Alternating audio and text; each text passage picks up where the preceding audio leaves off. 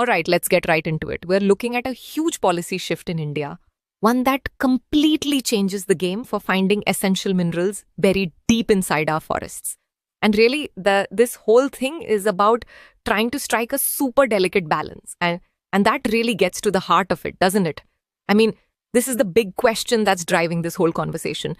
We absolutely need these minerals, for our economy, for building things, for just growing. But at the same time, we've got to protect our forests. They're priceless. So how in the world do you get to what's underground without wrecking what's on top? All right, so let's unpack this drilling dilemma. You see, for a long, long time, the old way of doing things, the rules for just looking for minerals, was seen as a huge roadblock, basically grinding things to a halt. So for years, you had ministries like Mines and Coal saying, hey, this single rule is choking us. We can't find new resources. And the problem was, it was this one-size-fits-all approach. Didn't matter what mineral you were looking for or what kind of forest you were in, same rule for everyone, just one strict limit. And here's the magic number, 25. That's it. An exploration team was only allowed to drill 25 of these small holes, they're called boreholes, in a 10 square kilometer area of forest. Now, if you're in the mining world, that number just feels kind of random, right? And way too low. It's like trying to figure out what a whole room looks like by peeking through just a few tiny keyholes. But here's where things get interesting. Instead of just, throwing a dart at a board and picking a new number, an interministerial committee said, hold on, let's do this the smart way. They actually ordered a proper scientific study to figure out a better data-driven path forward. And this was a huge deal. A real shift towards making policy based on facts, not feelings. The Indian Institute of Forest Management got the job, and their mission was crystal clear.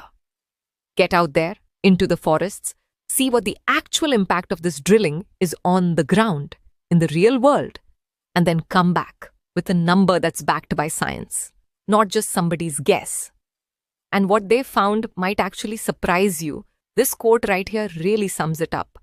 The report basically said that since this kind of drilling is just a temporary thing, a team is in and out in a couple of weeks, it doesn't really leave a lasting scar on wildlife or the forest and this is a huge if, it's done the right way. The key takeaway was that these sites can be and should be completely restored. So with this scientific report in hand, what happened next? Well, it led to a total rethink of the rules. The biggest game changer was this. Instead of one rule for everything, they decided to tailor the number of boreholes to the actual geology of the land.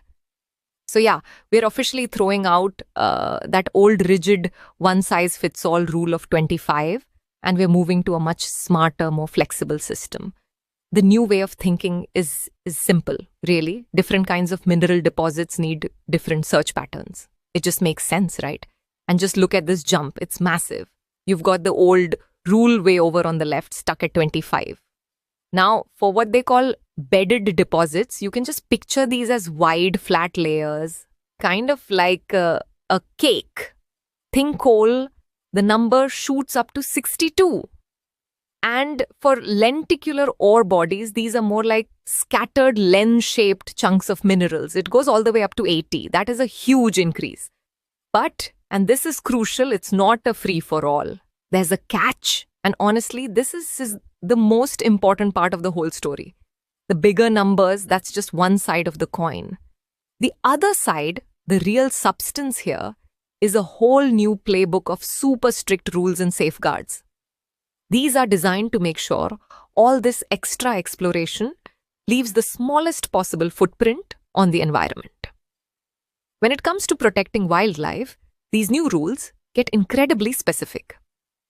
First off, all work has to happen during the day, from 900 work to 5:30. No more working at night when animals are most active. All water, it has to be brought in from outside.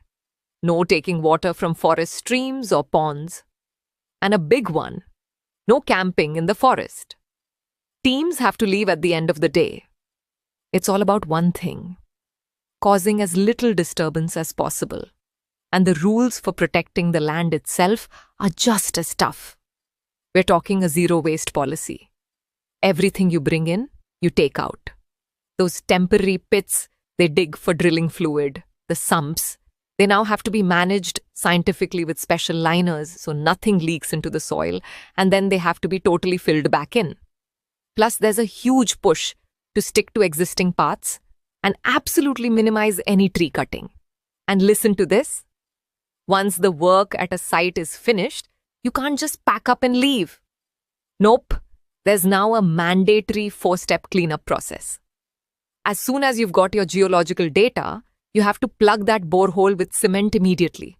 Then you backfill all the pits, level the ground, and finally, you have to replant the area with native species to help it grow back just the way it was.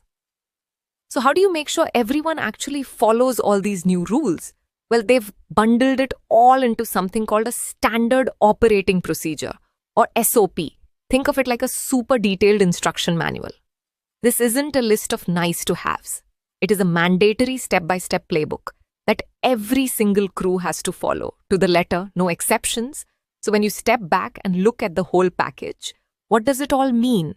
Well, it's way more than just changing a few numbers on a page. What we're really looking at here is a brand new blueprint, a whole new way of thinking about how finding minerals and protecting our forests can actually work together.